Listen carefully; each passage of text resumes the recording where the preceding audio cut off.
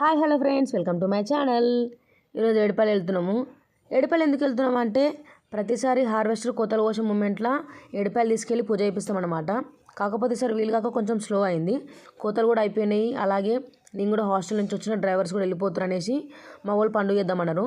ఎట్లా పండుగ చేస్తున్నాం, బండ్ల అన్నిటికీ పూజ చేపిద్దాం అనుకున్నాం. ఓం శక్తి మహాశక్తి, ఓం శక్తి మహాశక్తి.